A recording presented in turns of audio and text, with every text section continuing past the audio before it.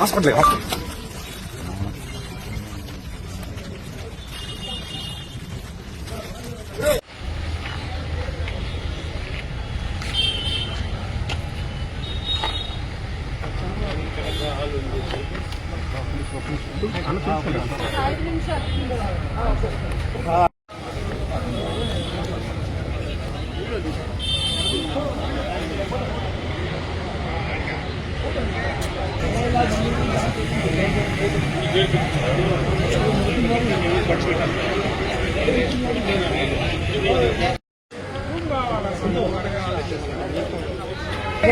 చేసి వస్తుంది నాన్న ప్లీజ్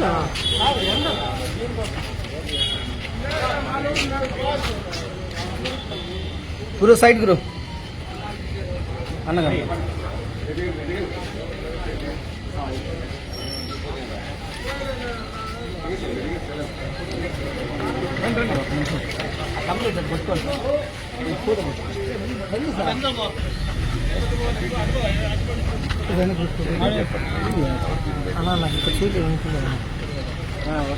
చెప్పేసి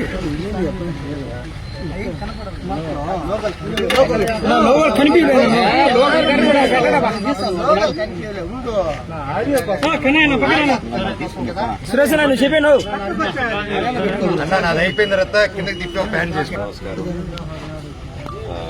నీకు తెలుసు కదా మీరు చూస్తున్నారు, జరగడం నిజంగా చాలా బాధాకరమైన విషయం, కానీ జరుగుతుంది, వాస్తవానికి జరుగుతుంది.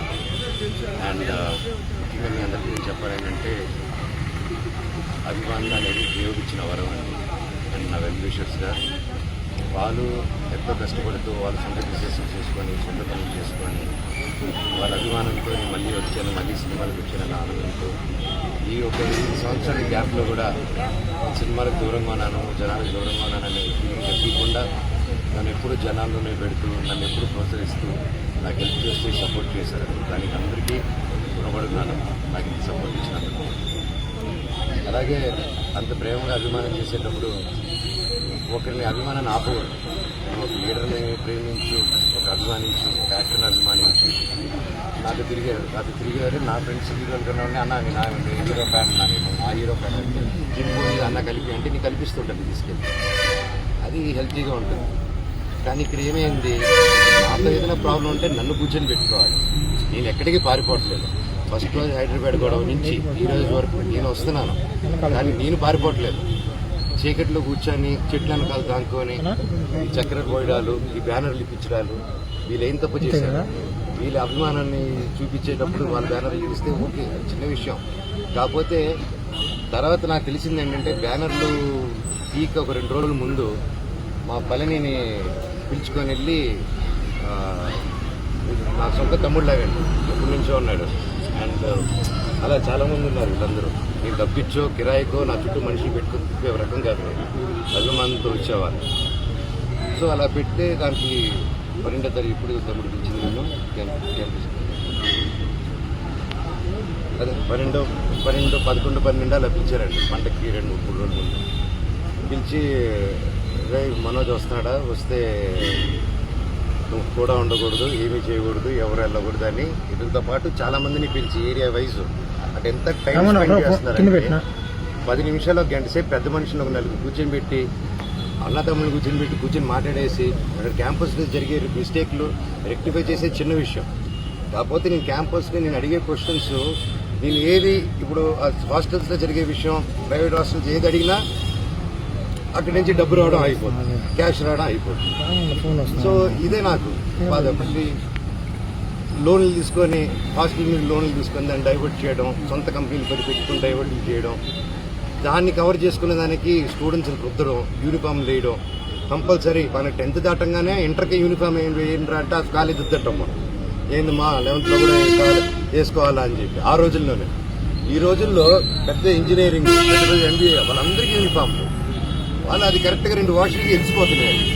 అది ఎక్కడ నార్త్ ఇండియా నుంచి తీసుకొచ్చారు. అక్కడేదో మిజానియా ఏదో పేరండి. సరే అయితే కొంచెం కూడా దాని గురించి కాకుండా వీళ్ళని బెదిరియడం వాళ్ళని బెదిరియడం. నేను ఈసారి ప్రతి ఇయర్ పండగకి వస్తాను. నేను ముఖ్యంగా సీఎం గారి ఫ్యామిలీ వాళ్ళ ఇంట్లో ఘటన జరిగింది ఈ మధ్యకాలంలో, రామ్మూర్తి నాయుడు గారిది. సో ఊర్లో అక్కడ ఉన్నారు.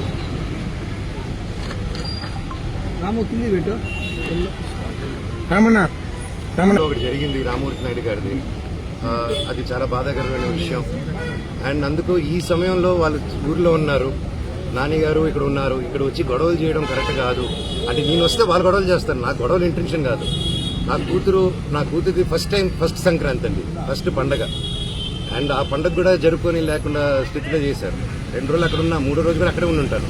వీళ్ళు కానీ బ్యానర్లు పెరగకుండా, నా తమ్ముడిని బెదిరించకుండా, మా వాళ్ళందరినీ బెదిరించకుండా ఉండుంటే నా పట్టికలో ఉండుంటాను. సరే కనుక్కొని నేను అందరూ ప్రోగ్రాంలు కనుక్కొని సీఎం గారు వెళ్ళిన తర్వాత, లోకేష్ గారు కూడా వెళ్ళిపోయిన తర్వాత ఎంటర్ అవుదామని ఆయన 10:30కి వెళ్ళిపోయే ప్రోగ్రామ్ ఉంది.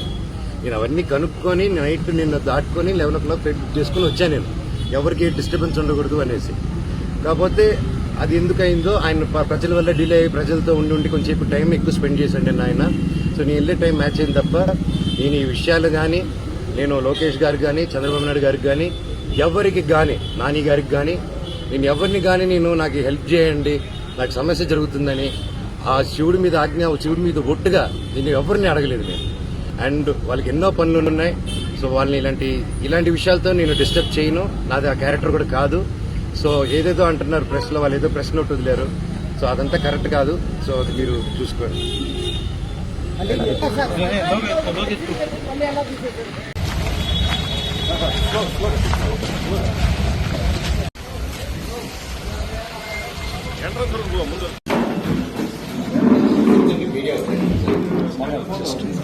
ఒక ఫోటో తీసుకెళ్ళిపోతుంది సార్.